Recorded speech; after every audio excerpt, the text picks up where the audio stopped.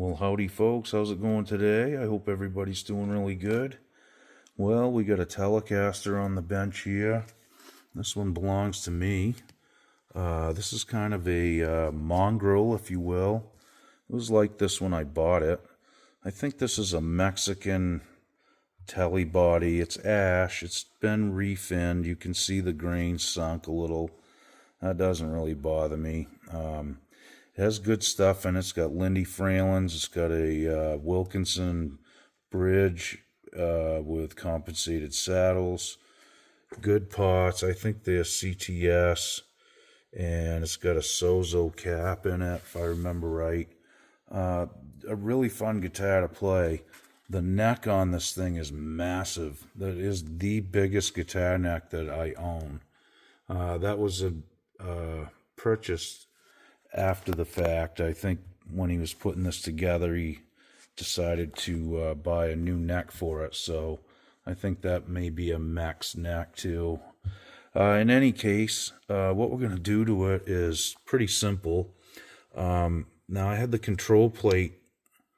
Whoop. Well, I'm going to take that off anyway. But I had the control plate unhooked and was looking at the internals yesterday. And then when I went to put the control plate back in, it was hanging out over the pickguard a little bit. I actually had to loosen the screws up on the scratch guard, just kind of cheat it and then push them down and together.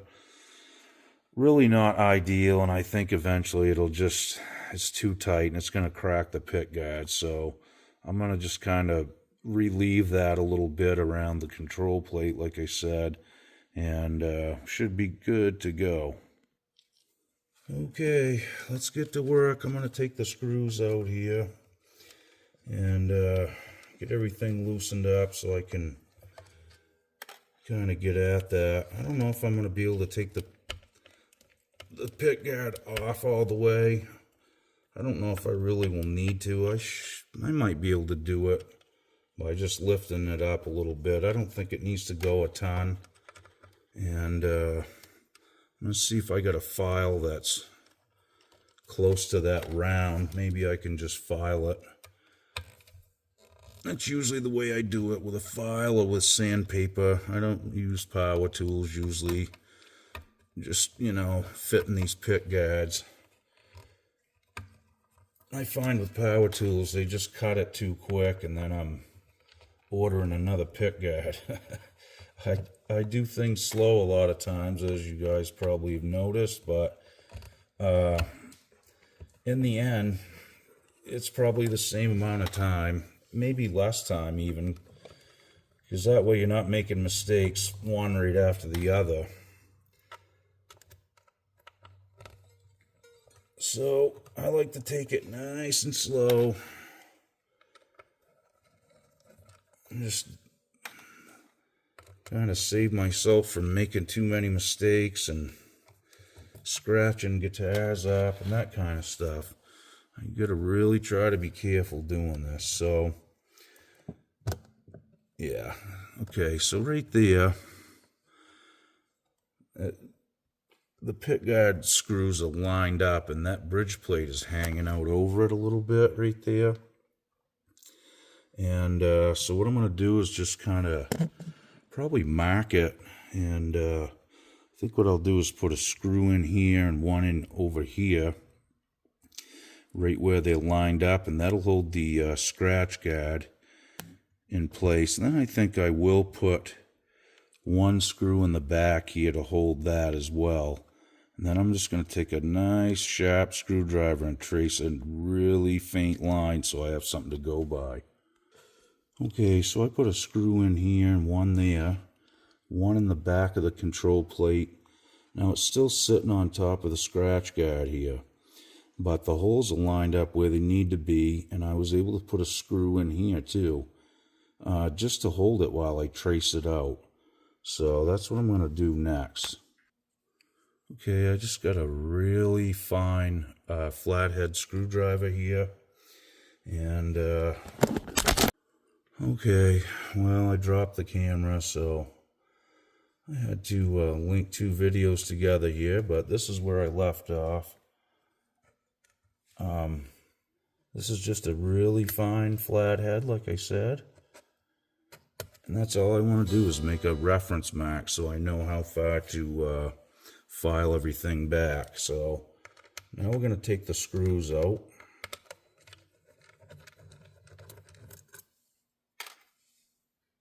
And we will start the carving process here in a minute. Yeah, I'm going to take these right out too.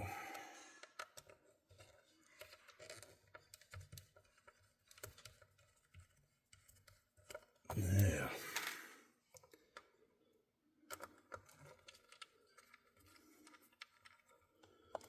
Well, I hope everybody's been doing good. Like I said, I've been kind of busy. The fall season is a pretty busy time, especially when the cold weather's just around the corner. Okay, so I can definitely see my mark quite well. I think I'm going to completely remove the guard, though, to do it. I think that's the best way to do it, so I'm going to take the screws out of the pickup and just let that go down in the cavity. And then I can slide the scratch guard out and do it the right way so I get a nice clean fit. All right, last one. Just going to push that down a little bit. Oh, wrong one. I thought I had the flat head. There it is. Okay. And there we go. Yeah.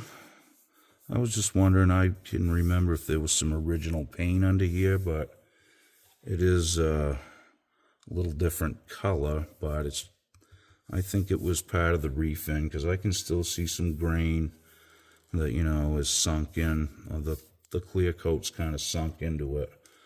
Not a big deal, though. I kind of like it. It's almost a transparent kind of color there, so I don't know if you guys can see that mark, but it's not a big deal. Not a lot to remove. So hopefully, like I said, I'm going to try to find a file that will kind of fit that round. That would help me out a lot. Okay, so a little bit of filing. I also took some sandpaper and just kind of went in the hole. Cleaned that up a little bit in that little half round there. And again, I do all this by hand. It's just my way of doing it. Like I said, it's keeps me from making lots of mistakes. So what we're going to do next is just put these screws in again and check our fit.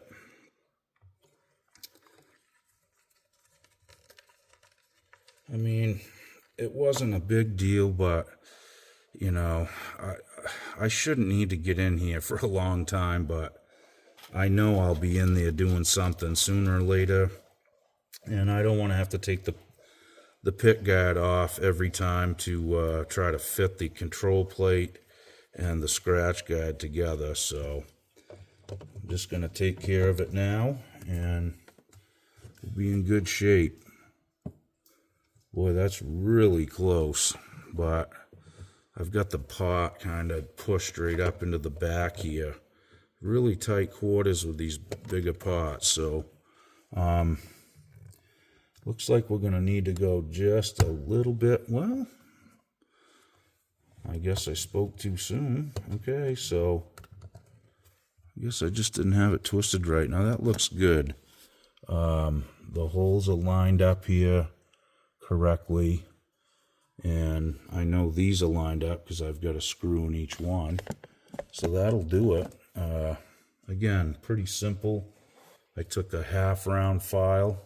Now the half round was too big for the radius, so instead of trying to take the whole radius, I just turned the file a little bit, worked one side, worked the other, then took sandpaper and just kind of smoothed that out with sandpaper, and that was the result. Worked really good, and it didn't take long either, just a minute to do it.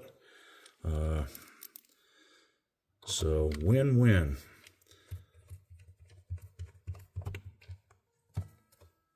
I guess it wants to pop up in the front a little. We'll just let that back down for a second.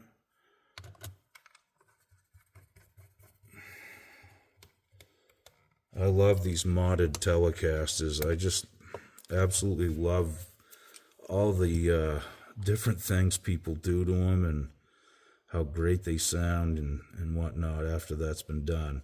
So now the next step will be to, I'm going to have to loosen the strings up, obviously, and mount the pickup in here. So I'll get those out of the way so that way I can work on that and get that back in there. And this should be good to go. All the rest of the holes are lined up absolutely perfect.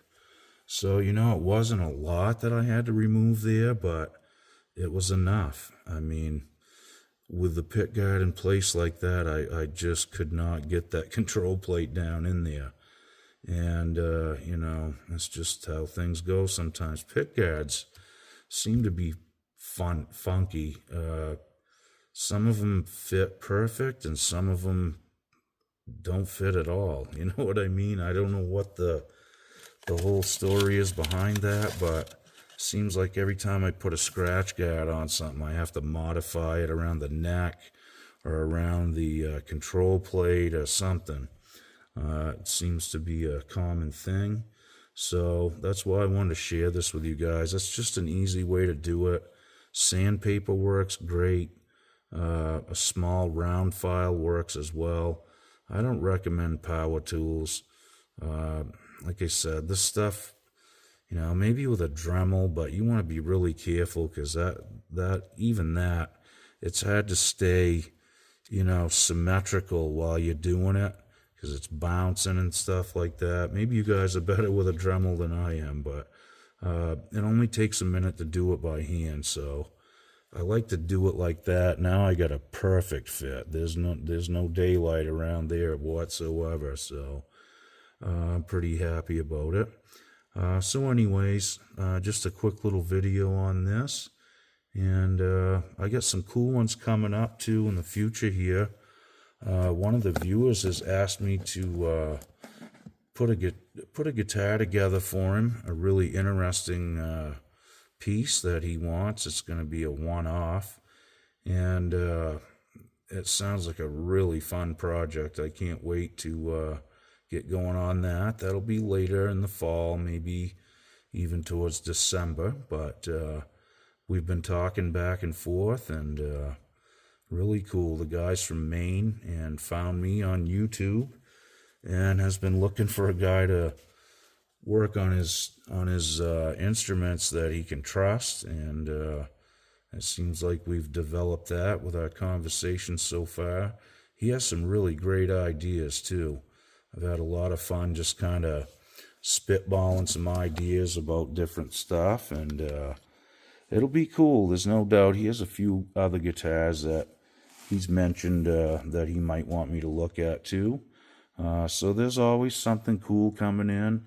I'll definitely shoot some videos of it. Another friend of mine just bought a really cool 60, what did he tell me that was, a 66, 7 Silvertone guitar with the, you know, the ones that had the amplifier built into the case. He's got one, and it's pretty sweet. I can't wait to check that out too. I'll definitely do a video on it so you guys can check it out as well. Okay, folks, well, thanks again. I really appreciate all the support. Welcome to all the new subscribers. It's great to see you guys showing up. I hope you enjoy this kind of stuff. Go into my playlists. I have tons of videos on guitar repairs, fret jobs, guitar lessons, guitar demos, amps, pretty much anything you can think of. So again, just go in my playlist and feel free to check that out. All right, we'll see you guys real soon. Be good. Okie doke.